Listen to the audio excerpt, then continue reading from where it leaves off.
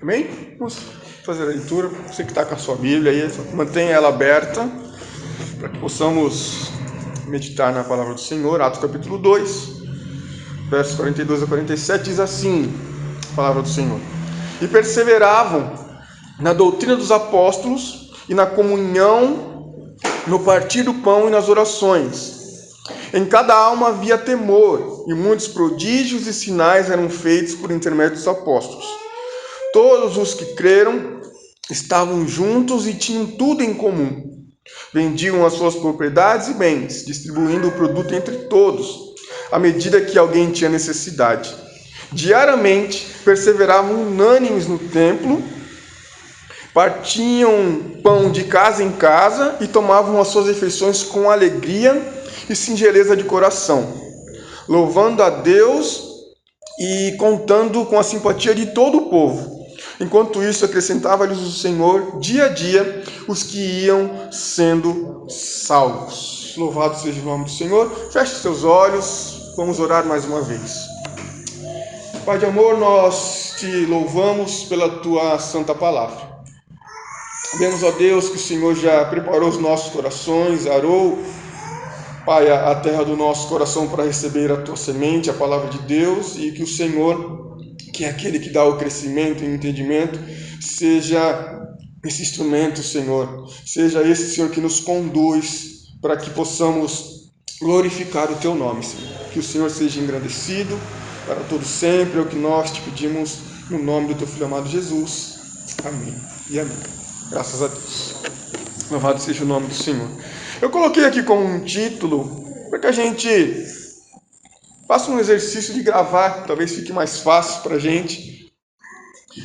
Coloquei características importantes de uma igreja saudável. Bom, desde o início aqui eu estou falando a respeito de que nós estamos em um mês, na verdade, de comemoração, aonde, como igreja, como ajuntamento de pessoas, nós temos nos reunidos aqui durante todo esse período, todo esse tempo, e a gente tem visto a mão do Senhor sobre as nossas vidas. Mas o que é interessante é que nós precisamos ter um conceito bem definido, primeiro, do que é ser igreja. E entendemos o que é ser igreja, e nós, tendo isso bem definido, nós sabemos que a igreja em si não é paredes, a igreja não é apenas um templo ou uma estrutura, mas a igreja somos nós, aonde o Espírito de Deus habita em nós. O ajuntamento dos santos, aonde nós nos reunimos, aí sim também alguns vão chamar como uma assembleia, alguns vão chamar como igreja em si, mas a palavra igreja significa chamados para fora. Mas isso faz muita diferença para nós, entendendo o conceito, entendendo o que é, e entendendo principalmente qual é a função, o que é a igreja do Senhor e aqueles pelo qual o Senhor chamou para constituir, aqueles que Ele chamou de fora para ser o seu povo, para fazer parte desse povo lindo e abençoado que vai morar no céu. E a verdade é que nós temos, e esse texto ele vai nos mostrar, falando a respeito da igreja de Jerusalém, aonde nós entendemos que aqui que está iniciando, e não era que era uma igreja perfeita, e nós vamos ver que não é isso que o texto está nos mostrando, mas era uma igreja modelo. A diferença é que o modelo, mesmo tendo ali algumas falhas ou dificuldades, porque a igreja em si é composta por pessoas, o modelo é um modelo ao qual o Senhor Jesus deixou para que nós pudéssemos nos espelhar e entender e aprender juntamente, através das Escrituras, com esta igreja. A igreja de Jerusalém está nascendo, ela está sendo gerada, e nós vimos aqui no texto a forma que as coisas estão acontecendo. As coisas estão acontecendo de uma velocidade extraordinária, uma velocidade a qual o Espírito Santo que conduz, é Ele que acrescenta, é Ele que vai dando o crescimento orgânico da igreja, mas não está crescendo de qualquer forma, não está crescendo de qualquer jeito, ou de uma forma desordenada, apenas como um inchaço, apenas como um ajuntamento de pessoas que não sabem nem por que estão ali. Não, isso não é ser igreja. Mas a igreja em si, a igreja do Senhor Jesus, ela vai ter algumas características, e características importantes, que para nós que estamos aqui como igreja e que somos plantadores de igreja, que nós estamos vivendo dia após dia como igreja, reunidos em favor de um propósito, a serviço de um rei, é interessante nós aprendermos algumas coisas. O interessante é que nós, quando olhamos para esse texto, nós vemos que a forma que esses irmãos eles estavam vivendo, e a forma que eles estavam vivendo tem muito a nos ensinar a respeito da essência de um cristianismo bíblico e saudável. A primeira coisa que vai nos mostrar a respeito daquilo que aqueles irmãos estavam vivendo é que era algo muito visível. Era uma simplicidade, era algo que, além de ser simples, eles eram totalmente fervorosos, estavam vivendo, entregues, acreditando naquilo que eles estavam tendo como experiência. Era uma igreja que estava compartilhando e que estava tendo um crescimento saudável. Então, a igreja modelo de Jerusalém tem algo a nos ensinar. E algo que nós podemos tirar como os princípios e entender que são coisas que vão nos ajudar dentro de uma caminhada e dentro de ser igreja, não só instituição, mas como nós, como igreja, a entendermos, estarmos firmados ainda mais na palavra do Senhor. O verso 42, quando ele inicia-se, ele vai falar a respeito de que aqueles irmãos que agora estavam vivendo isso, os irmãos convertidos agora ali, através da pregação de Pedro, que a Bíblia vai nos contar, voltando um pouquinho mais, que ali quase 3.000 pessoas ali se convertem a isso. Tudo isso, na verdade, cumprindo-se a promessa do Senhor Jesus, que falou que eles teriam que estar em Jerusalém, para que do alto eles fossem revestidos. Depois disso, nós vamos ver então ali na festa de Pentecostes o batismo com o Espírito Santo, e ali existiam pessoas de diversas localidades, diversas línguas, e nós sabemos o que acontece, e aquilo marca aquelas pessoas. E depois vem então a ministração de Pedro. Pedro então, quando começa a pregar, aquelas pessoas estão com seus corações sedentos pela palavra, e diz que eles então se convertem.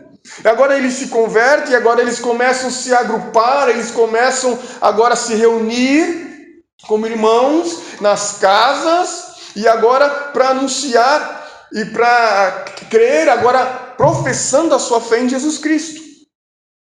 Só que o verso 42 vai dizer e vai nos nortear de alguma forma o que aquela igreja estava vivendo, a forma que estava vivendo. A primeira coisa que vai dizer é a respeito de uma perseverança. E é fato que a perseverança é algo que acompanha a nossa vida em tudo que nós fazemos, ou deveria ser assim, e acompanha também a vida da igreja. A igreja ela passa e passou por diversas situações onde foi requerido perseverar. E se nós olharmos para a perseverança e para esta palavra, é algo que acompanha a vida do crente. Não existe um crente que não persevere. Não existe um crente que consiga percorrer a sua carreira, chegar ao final da sua vida e não tenha perseverado, se o Senhor não for aquele que o instrui, que o preserva. Dentro daquilo que nós acreditamos, existe a preservação dos santos, onde nós entendemos que é o próprio Senhor que é um mantenedor da nossa fé. A perseverança é algo que acompanha historicamente a vida da igreja. E nós poderíamos falar e trazer um contexto histórico mostrando tudo pelo qual a igreja já passou. A igreja, por si só, ela já foi perseguida por diversas vezes. Os cristãos primitivos foram perseguidos. Muitos foram mártires, ou seja, entregaram a sua própria vida por aquilo que eles acreditavam, pela sua fé, e não negavam a sua fé. A igreja, historicamente, também já passou, além dos martírios, por momentos sombrios, momentos de perseguições. Mas a igreja do Senhor Jesus sempre persevera. O que o Senhor Jesus nos ensina é que as portas do inferno não prevalecerão contra a igreja do Senhor. Então, perseverar é algo que é cotidiano meu e seu, ou deveria ser. Toda vez que nós falamos de perseverança, você tem que pensar na sua fé, você tem que pensar nas coisas em que você inicia e não para na metade do caminho, porque a perseverança está sempre ligada a uma dificuldade, a um percurso, a algo que nós vamos ter que passar, que vai requerer de nós um esforço, vai requerer de nós uma entrega, vai requerer de nós algo além. Então, perseverança era algo que era normal na vida dos cristãos primitivos. Perseverança era algo que era primordial para a manutenção da fé. O que o verso 42 vai nos mostrar é que esses irmãos que agora crentes, agora convertem-se aqui à doutrina dos apóstolos, eles estão perseverando.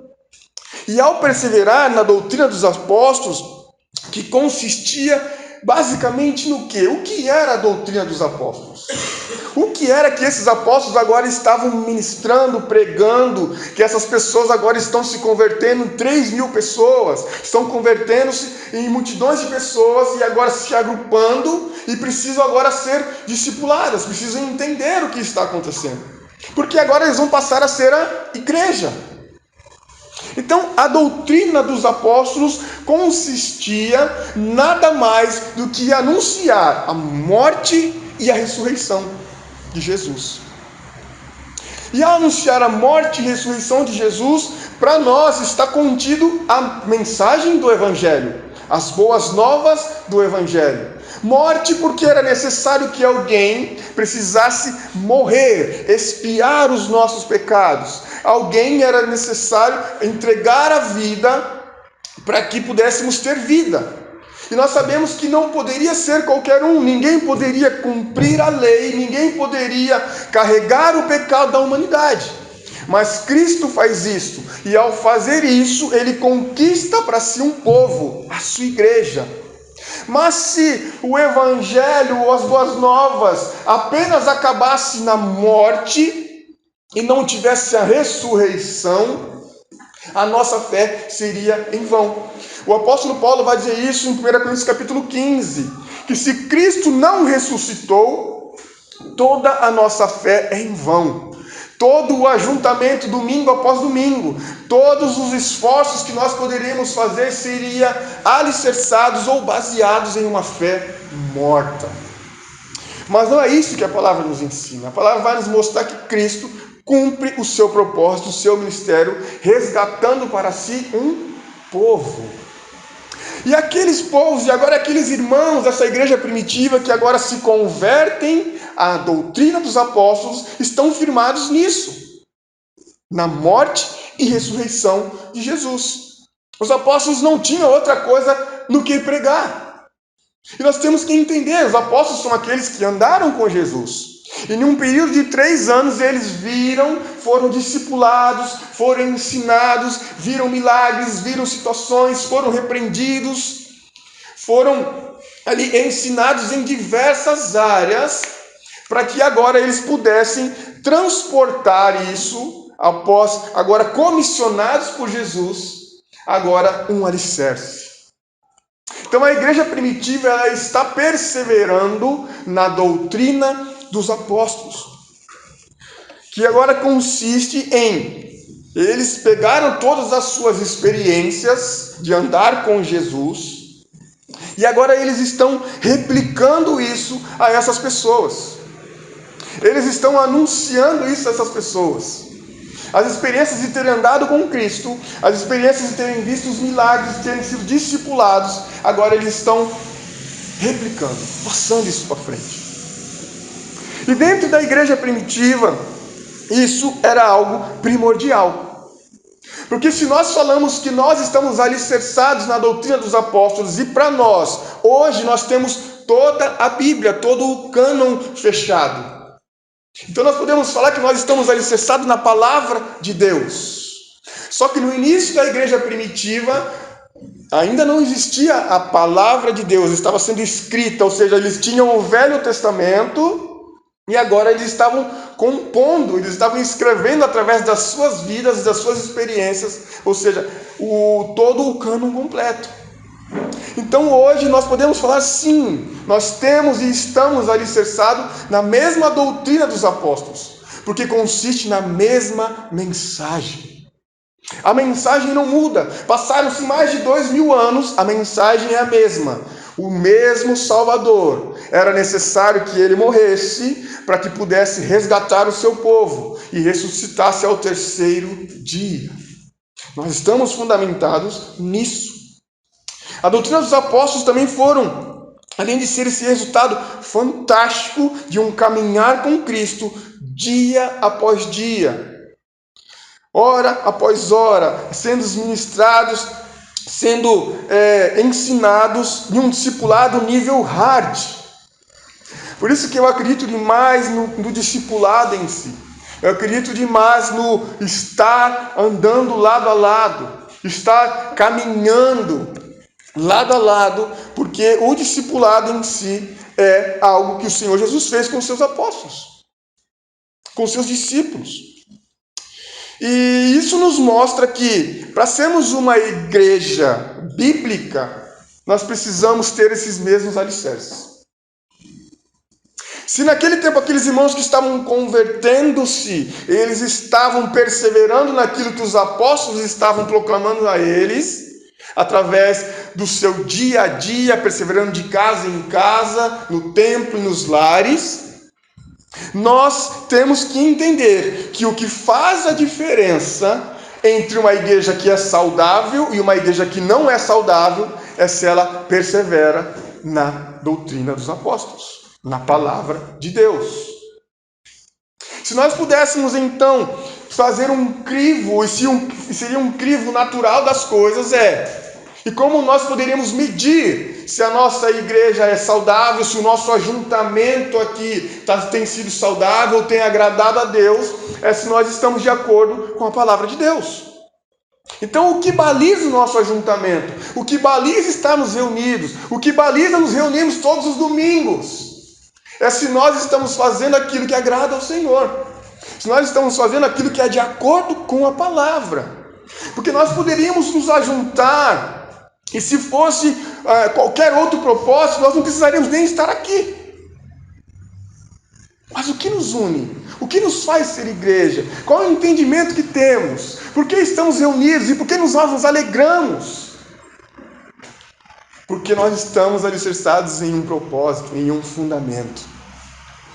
O que aquela igreja estava fazendo, estava mostrando, estava recebendo, a forma que ele estava recebendo aquelas pessoas que estavam se convertendo, é algo inspirador para nós. É um modelo. É um modelo do que é ser igreja. Um modelo que nós podemos seguir. E é óbvio que algumas coisas aqui não são normativas, e nós vamos chegar nisso um pouquinho mais para frente, mas descritivas. Mas, continuando. Então, entendemos a respeito do que é o alicerce. Por que estamos alicerçados nisso? E isso nos faz e nos diferencia do que é uma igreja saudável e de uma igreja não saudável. Uma igreja que é viva, pujante, e uma igreja que está morta. Às vezes apenas morta em uma ortodoxia e não tem vida. O que nós estamos vendo aqui nesse texto é que a igreja é uma vida prática. Um organismo vivo, orgânico, que está crescendo, e o próprio Deus é o que dá o crescimento, e é o próprio Deus é que mostra, que sustenta, que faz com que eles perseverem nisso, e nos mostra a importância de estarmos focados e alicerçados na doutrina dos apóstolos. Outra coisa interessante é que o verso 42 vai nos mostrar que, além de perseverar na doutrina dos apóstolos, eles estavam em comunhão. Esta palavra comunhão é uma palavra interessante e talvez conhecida por nós. No grego ela quer dizer koinonia. Koinonia é comunhão, mas não é uma comunhão de um ajuntamento. Não é apenas uma comunhão, vamos lá, vamos se reunir aqui, vamos fazer um churrasco, vamos reunir o povo aqui para assistir uma televisão, ver um jogo. Não. A palavra koinonia, nesta comunhão, ela é muito mais profunda. É uma vida em comum. Então, olha que o texto está nos mostrando que aqueles irmãos, além de estarem perseverando na doutrina dos apóstolos, eles estavam vivendo uma comunhão extraordinária, ao ponto de que eles tinham uma vida em comum. Queridos, o que os textos estão nos mostrando é que esta vida em comum é muito além do que um ajuntamento. Porque nós podemos estar aqui todos nós juntos e cada um com um pensamento, cada um pensando em uma coisa, doido para ir embora, pensando já no Fantástico, assistir o jogo, e não está nem aí para a comunhão. Tu não quer nem saber do seu irmão.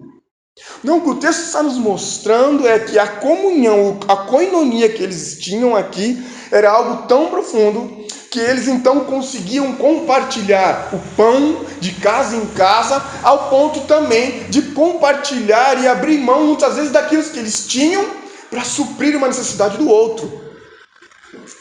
E isso para a gente às vezes foge um pouco do nosso entendimento, porque é uma comunhão que não é fácil. É um nível de comunhão bíblica que não é fácil. Porque muitas vezes nós estamos presos em tantas coisas, que para abrir mão de algo pelo irmão, misericórdia.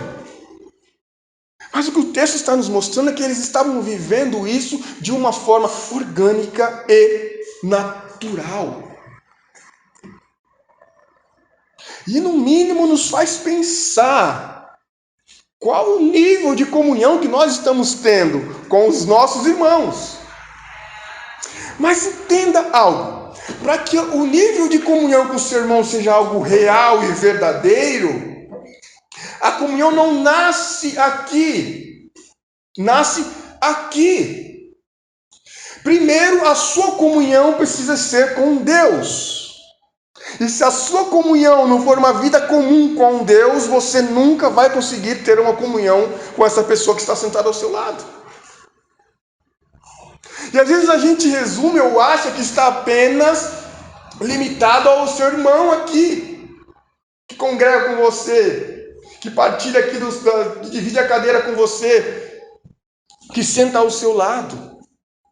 Se a nossa comunhão com Deus não é algo verdadeiro e real, até no nosso casamento não existe a comunhão horizontal. Porque se falhamos aqui, nunca vamos acertar aqui. O que aqueles irmãos estavam vivendo era uma comunhão e uma entrega com Deus, perseverando na doutrina, ao ponto de que era algo tão real e verdadeiro, que se relacionar com o próximo era entender o mandamento que o Senhor Jesus deixou. Amarás o teu Deus sobre todas as coisas e amarás o teu próximo como a ti mesmo. É impossível você amar o seu próximo como a ti mesmo se primeiro você não tiver uma comunhão restaurada com Deus. Soa falso. Soa... Como que é aquela palavra? Artificial. Obrigado, meu irmão. Soa artificial. Não soa real. Soa forçado. Soa qualquer outra coisa que não é koinonia. Uma vida em comum. E eles tinham o privilégio de estarem juntos, de ter uma vida em comum. E era interessante que o texto vai mostrar que eles estavam todos os dias reunidos. Estavam todos os dias no templo, estavam todos os dias em casa, partilhando do pão. E eu acho muito interessante, às vezes a gente olha aqui para a nossa comunidade de fé, e nós não somos uma comunidade grande. E graças a Deus por isso. Mas o que me chama a atenção é que nós deveríamos ter essa koinonia muito mais aguçada. Porque imaginem uma igreja que tem 400 pessoas. Tem irmão que nem sabe o nome do outro. O pastor vai muito menos. E eu não estou falando que nós não devemos crescer, porque nós vamos entender que o texto diz que quem dá o crescimento é o próprio Senhor. Mas o que eu quero despertar você é para que aquilo, que essa koinonia, que esta vida em comum, que nós deveríamos ter isso muito mais pujante. Pela quantidade de pessoas que nós temos. E também nós não podemos limitar a isso, é óbvio. mas entender como pode e se é possível uma igreja, irmãos que agora professam a mesma fé, que agora congregam no mesmo local e agora ter uma vida em comum. E a vida em comum, queridos, aqui é partilhar de tudo. Só que nós vivemos em uma realidade que às vezes é tão difícil, tão aversa a isso, que muitas vezes nós estamos congregando com os nossos irmãos há meses, nós não sabemos nem o nome, e chamamos de irmão porque não sabemos o nome. Então, porque somos íntimos. Isso tem que nos fazer pensar, que nível de comunhão estamos vivendo? Será que esta igreja, os irmãos da igreja primitiva, que perseveravam de casa em casa, no partir do pão, todos os dias no templo, ao ponto de não ter necessidade no meio onde eles estavam, não tem algo a nos ensinar? Ou nos fazer, no mínimo, meditar. Interessante que eles estavam perseverando em unanimidade. E essa coinonia não tem a ver com ajuntamento, mas propósito. Como eu falei, nós podemos estar juntos aqui, cada um pensando uma coisa, cada um professa uma fé diferente do outro, ou os seus problemas, ou o seu eu não permite que você se negue a ponto de você amar o seu irmão. Poderíamos existir e exemplificar de várias formas. Mas o que o texto mostra é que eles estavam perseverando nesta comunhão tão verdadeira e tão desafiadora para nós. A verdade é que, eu coloquei aqui, uma vida que recebemos primeiro de Deus, depois compartilhamos com os outros. E essa comunhão é verdadeira, só é possível porque nós temos comunhão com Deus. O nosso relacionamento com Deus, entenda isso, reflete a nossa comunhão com os nossos irmãos. E é verdade, meus irmãos. Porque se nós não estamos bem com Deus, nós não conseguimos amar o irmão, mas isso é profundo demais. A gente não consegue nem suportar. A gente não consegue nem andar junto. Muito menos amar. E é interessante que João vai dizer nessa epístola que aquele que diz que ama a Deus, mas não ama o seu irmão, mente. Olha a profundidade disso. E o que nutria essa comunhão? O que era que nutria, que fazia com que eles vivessem essa intensidade? Amor. O amor em Cristo, o amor em Deus, refletia, fazia com que eles pudessem amar uns aos outros. Meu irmão, você nunca vai me amar conhecendo as minhas falhas, se você não amar a Deus. Porque você vai começar a andar comigo, você vai ver um caminhão de coisas, de falhas, de teimosias, de pecados. E você não vai conseguir andar comigo se você não amar a Deus e entender que Deus me colocou para andar com você. E para que eu entenda as suas limitações, você precisa entender as minhas. E nós precisamos estar ligados na videira. Então o que unia eles é que eles estavam tão cheios de Deus que as dificuldades, ou os pecados, ou os erros dos irmãos estavam em segundo plano. Você entende isso? Que quando você está cheio de Deus, você está cheio do Espírito Santo de Deus, você consegue amar o seu irmão. Fora disso, é só falsidade. Porque você fala que perdoa, mas não perdoa. Você ajuda com segundas intenções. Porque se não for por amor, é falsidade. O que eles estão nos mostrando é que este vínculo perfeito em Cristo, em Deus, é o amor.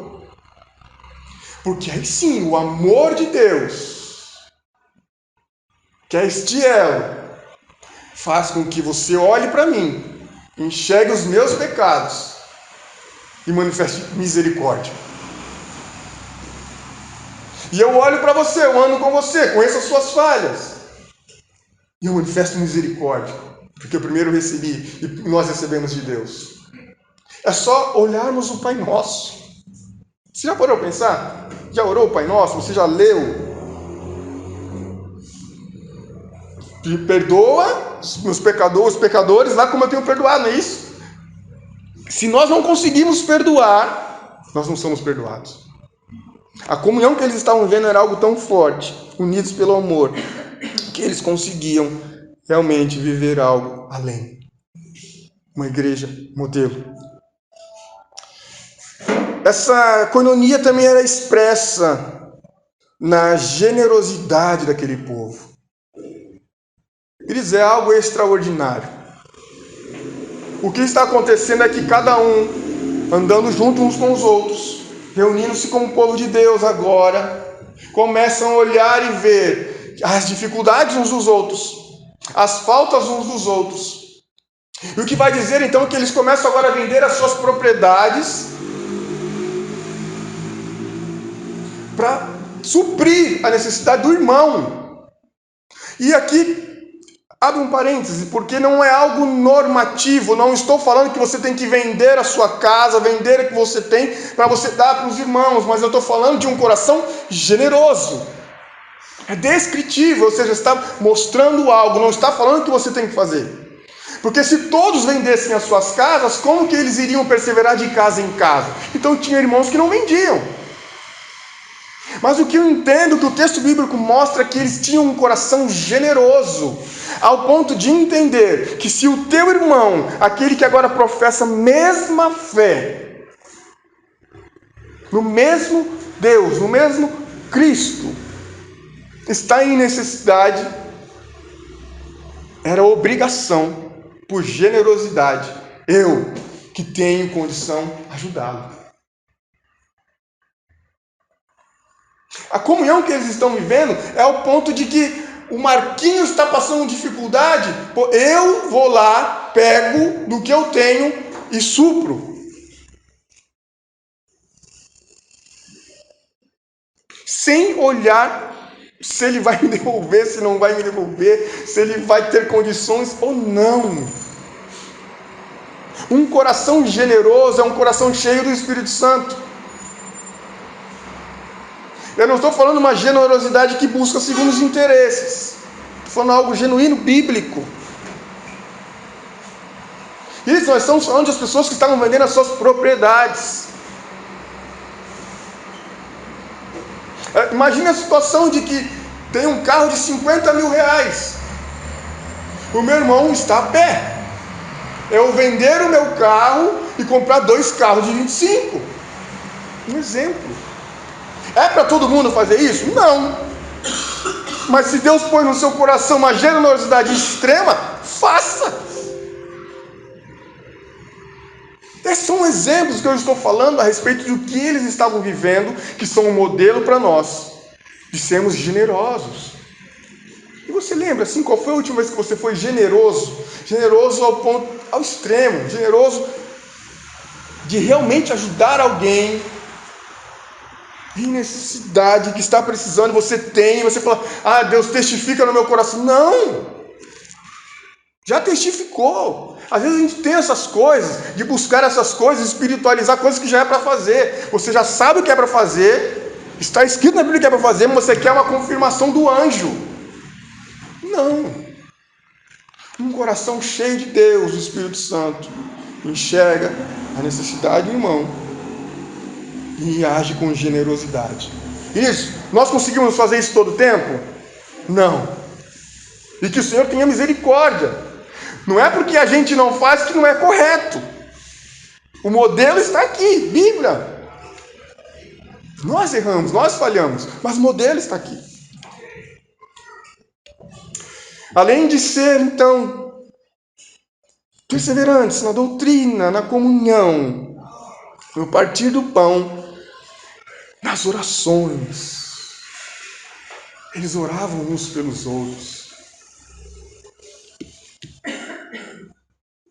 Quando você vai na casa do seu irmão lá, você ora por ele.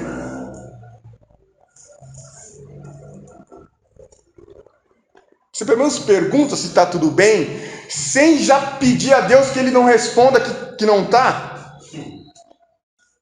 Pelo menos isso nós fazemos. O irmão, está tudo bem? Você já fica, tomara que esteja bem, tomara que esteja bem, tomara que esteja bem. Porque de repente o irmão fala, não tô com a minha luz para cortar lá e você tem o dinheiro. Está entendendo as coisas? É isso. Mas perseveravam em tudo. Estavam orando, eles oravam uns pelos outros. Oravam. Perseveravam de casa em casa, não só para tomar um cafezinho ali, comer um bolo gostoso que às vezes a Noemi faz lá, que eu ainda não comi essa torta de banana, que ela só põe a fotinho lá. Mas aí é lá, sentar, perguntar, minha irmã, vamos orar? Como você está? Às vezes, queridos, são coisas que estão ao nosso alcance, de viver uma vida, um cristianismo bíblico genuíno.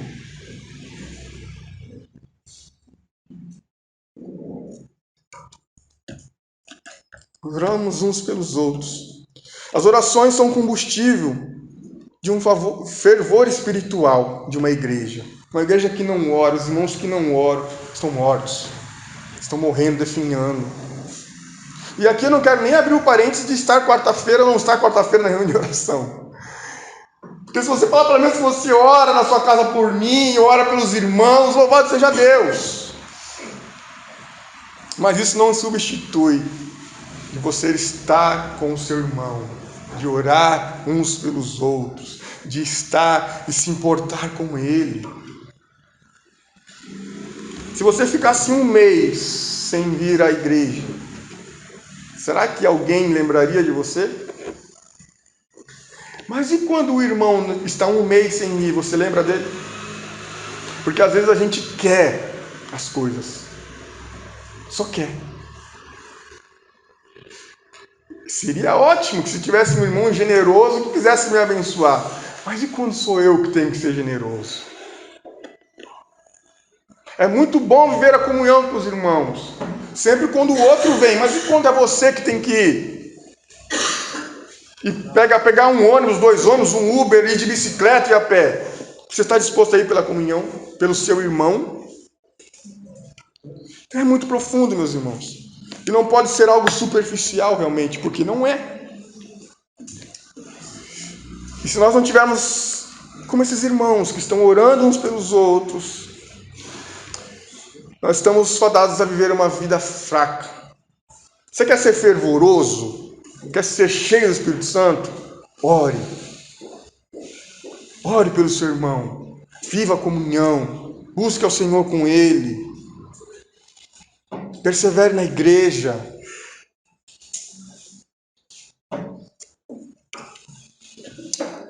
O texto vai continuar dizendo então que em cada alma havia temor.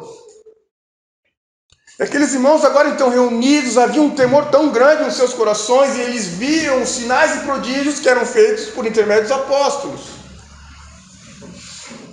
Era uma igreja que constantemente estavam acontecendo coisas miraculosas e prodígios. Mas não é o foco o prodígio em si, mas o temor. Porque diz que havia temor em cada um. O temor é zelo pela doutrina, é zelo pelo seu irmão, é zelo pela igreja, é zelo por estar reunido, é zelo e se importar. Zelo uns pelos outros, cuidado uns pelos outros. E diz então que cada um estava cheio desse temor. Porque agora já não estava mais pensando em si mesmo. A sua vida já não era mais a prioridade se a do teu irmão não está bem.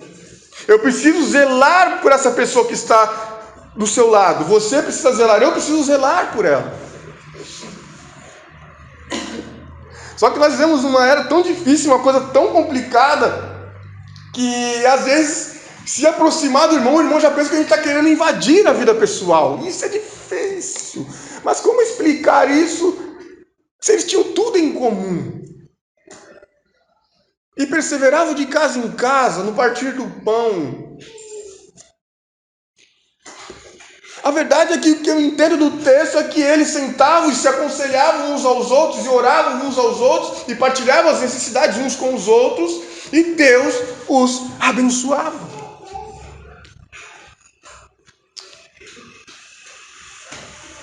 Esse zelo e esse cuidado fazia que Jesus usasse aquelas pessoas de uma forma sobrenatural.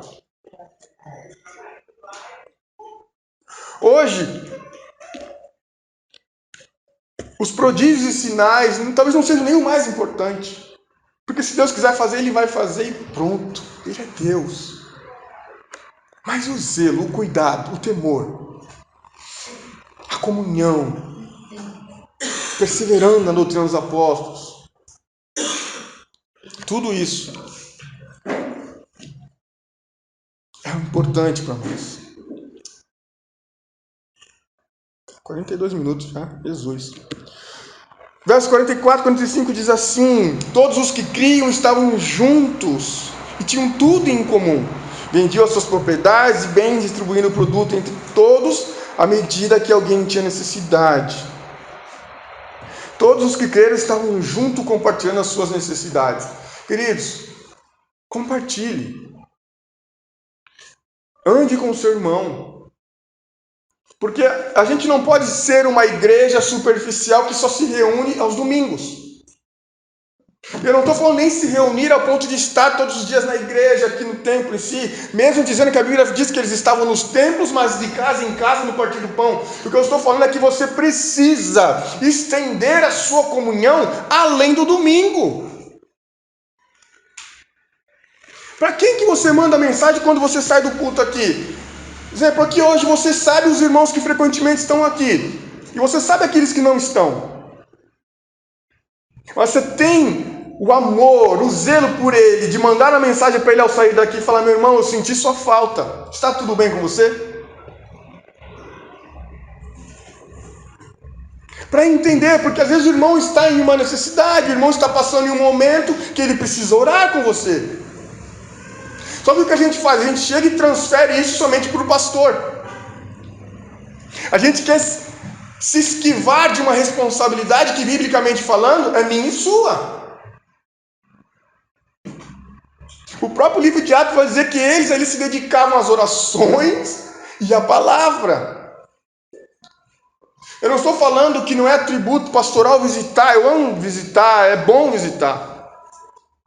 Eu gosto disso. Mas o que eu estou falando é que uma igreja, um modelo como a igreja de Jerusalém, aquilo que eles estavam vivendo, é que você pode ajudar pastoreando uns aos outros, orando uns pelos outros, se importando uns com os outros. O que a Bíblia está nos ensinando é isso. E parece ser algo simples, bem simplista. Mas nós fazemos? Não parece tão complexo assim você se importar com o outro. Mas nós fazemos? Nós.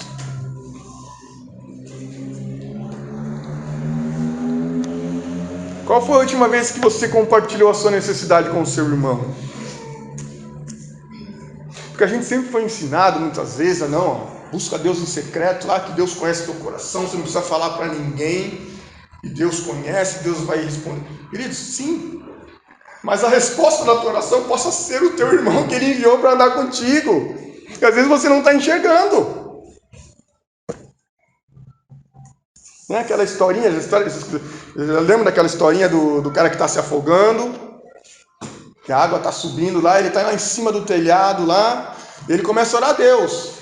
Poxa, Deus, me salva, me tira daqui e tal. Aí vai lá primeiro o cara, eu não lembro, eu sou péssimo para contar história, não sei porque eu quis inventar de contar história. Mas vou tentar terminar. Mas ele vai lá, ele começa a orar, aí vem lá um cara, joga uma boia para ele lá, ele não aceita, né? Aí vem um cara com o barquinho lá, bora meu irmão, vem, não, Deus vai me salvar. Deus falou que vai me salvar e me tirar daqui. Né? Aí resumindo, o irmão veio com a boia, o irmão veio com o barco. E Deus já tinha mandado o recurso e ele não tinha visto. Deus já tinha respondido a oração e ele não tinha visto. Foi péssimo, né, irmãos? Eu sei. Eu não vou fazer mais. Mas não importa, o que importa é o princípio, o que importa é aquilo que está nos ensinando. Porque a resposta da tua oração, querido, às vezes é o irmão que está do teu lado. E às vezes a gente acha que é só para coisa boa. Às vezes também é aquele irmão que vai nos mostrar que nós estamos errando. Vai nos mostrar que, olha, cara, você está indo para esse caminho, está errado. Aí você estava lá orando no seu quarto, pô, Deus, fala comigo, me mostra onde eu estou errando. Aí Deus manda um irmão e mostra. Aí a gente fala, já quer saber da minha vida, está se instrumentando na minha vida? Você lá e eu aqui, meu irmão. Isso não é cristianismo. O cristianismo que eles estavam falando aqui de tudo em comum era de compartilhar as necessidades. A Bíblia fala que nós temos que confessar os nossos pecados uns aos outros. Então é algo muito mais profundo do que reunir apenas nos domingos. É muito mais profundo do que você sentar do lado desse irmão e você nem saber nada dele, porque você nunca conversou com ele. Acaba o culto, tu mete o pé. Isso não é comunhão.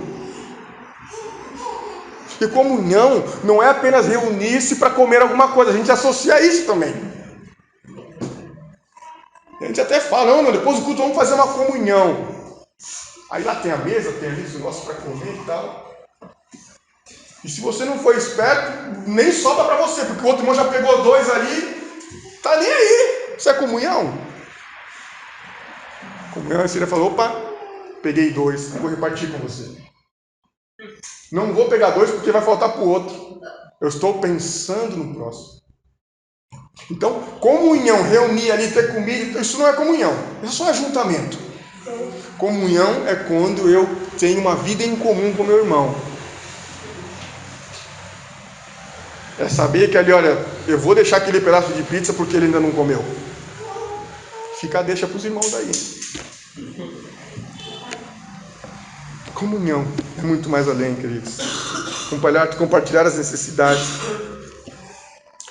Diariamente perseveravam unânimes no templo, partiam o pão de casa em casa, tomavam as suas refeições com alegria e singeleza de coração. A verdade é que, biblicamente falando, não existia templos aqui ainda.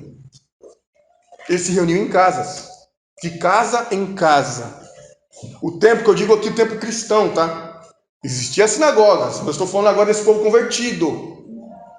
Eles se reuniam onde? Nas suas casas. Partiam o pão aonde? Nas suas casas. Eu acho maravilhoso isso. Até o projeto aí que o Patrick está iniciando, né? Iniciando não, já iniciou, né? Que são os pequenos grupos. Ali onde durante a semana se reúne, compartilha a palavra de domingo. Mas também tem que ser algo ali que vá além de compartilhar a palavra, tem que ter coinonia. Não estou falando só de comida, não. Estou falando de ter vida na vida, discipulado. Eles eram unânimes nisso. No templo. Eu abro um parênteses aqui, queridos. É óbvio que eles se reuniam de casa em casa, faziam ali os seus discipulados, andavam juntos, partiam pão. Mas também isso não diz que nós não temos que nos reunir no templo. Não estou falando que você tem que ser um desigrejado, que você pode ficar na sua casa lá, cultuar online e não ter uma vida com o seu irmão. Não é isso que eu estou falando. Estou falando que você tem que estar no templo, no ajuntamento dos santos. Isso não quer dizer que você não possa, durante a sua semana, ou outro dia qualquer que seja, ou de outra forma, se reunir ou ter comunhão com o seu irmão de casa em casa. Mas uma coisa não está eximindo a outra.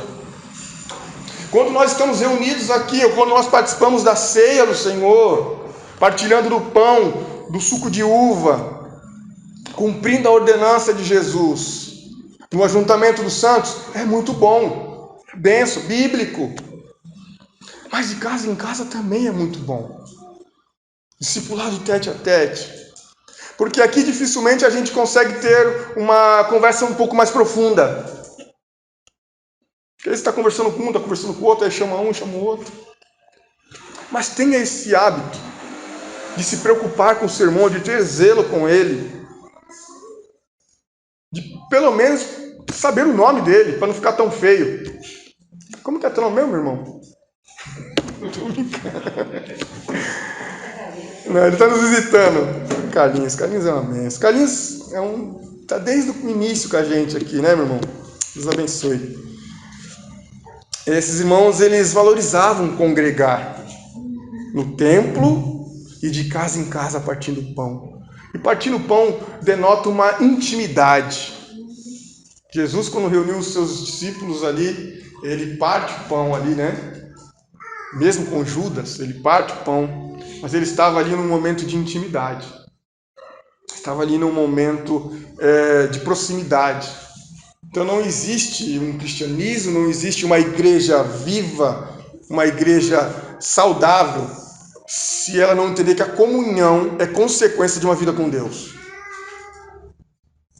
Não é opcional, querido. Esse irmão que está do teu lado aí, não é opcional você amar ele. Não é opcional você ter comunhão com ele. Você tem que ter. Você tem que ter comunhão. Ah, pastor, porque você não sabe, ele já falou tanta coisa para mim, já errou comigo tantas vezes, já me magoou. Perdoa. Ah, porque não é com você, pastor. É, realmente. Mas se fosse comigo, eu tenho que perdoar também. Não tem como fugir. Valorize congregar, valorize estar ao lado desse irmão. Não espere só não espere o próximo domingo para você falar com ele novamente. Olha só, vai ficar 7 dias. Poderíamos até ter uma ideia boa, fazer um relógio de oração com os irmãos, né? Durante a semana. Seria uma benção. Vamos lá. Eles estavam e abundavam em ação de graças, porque diz que havia alegria no ajuntamento. Aí eu entendo que é maravilhoso quando a Bíblia diz: chorai com os que choram e alegrai com os que se alegram. Na comunhão nós vamos chorar, mas também nós vamos nos alegrar. E não importa se você está chorando ou se você está sorrindo, eu vou estar do seu lado. Deveria ser assim. Não importa se você está chorando ou está sorrindo, vai ter que ter um irmão ali com você. Porque esse é o conceito de igreja, irmãos. Esse é o conceito de ser igreja. Está aqui o modelo bíblico para isso. Eles estavam sempre louvando a Deus. Sempre engrandecendo o Senhor, louvando a Deus. E o Senhor acrescentava os que iam sendo salvos. Ou seja, era um crescimento orgânico do próprio Deus. E aqui a gente não vê metodologia. Eu tenho falado bastante sobre isso, né? A gente não vê um método, a gente não vê uma estratégia. Qual que era a estratégia aqui? Amar o irmão, perseverar na doutrina dos apóstolos, nas orações e no partir do pão. Método de crescimento. Ou seja, se aprofunde cada vez mais em Deus e o Senhor vai acrescentando aqueles que vão sendo salvos. Sem métodos, sem estratégias, apenas o cumprimento das Escrituras. Apenas entendendo e cumprindo a palavra de Deus, que não é fácil, mas é necessário. Querido, eu sei que talvez eu me alonguei demais, e talvez você não entendeu 70% do que eu falei. Mas dos 30%, que o Espírito Santo iluminou o seu entendimento, se você pôr em prática, pode ter certeza que você vai contribuir para uma igreja melhor e mais saudável. Porque a verdade é que a gente sempre espera a igreja ideal olhando para o outro, não para nós. E muitas vezes olhando porque o outro está errando, não para os nossos erros. Então a igreja modelo, a igreja que nos ensina como a igreja de Jerusalém, era uma igreja bíblica, apaixonada pelo Senhor, amando o Senhor acima de tudo e todas as coisas, fazendo com que esse amor se expandisse para os irmãos que estão próximos uns dos outros, ao ponto de não ser algo artificial, algo forçado, algo que não gera vida. mas algo que mostra, reflete a glória de Deus. Se existe, querido, o maior milagre é a gente andar uns com os outros e amar uns aos outros. É um milagre, Deus faz, Deus continua fazendo e pode fazer. Mas agora você andar com o teu irmão, que você sabe que ele às vezes pisa no teu calo, às vezes ele vai estar ali, você só não pula e pega no pescoço dele porque você não tem força. Mas você falar, eu amo esse irmão, eu amo essa irmã. Porque a Bíblia diz que eu tenho que amar, porque eu entendi o verdadeiro propósito de ser igreja. Aí nós conseguimos viver algo sobrenatural, que é o maior dos milagres, que é amar a Deus e amar o próximo como a ti mesmo. Amém? Louvado seja o nome do Senhor. Acho que fica como uma reflexão para nós, como tem sido a nossa vida eclesiástica fora da igreja, templo, e como nós estamos lidando com esses princípios e valores de acordo com a Bíblia e a Palavra de Deus.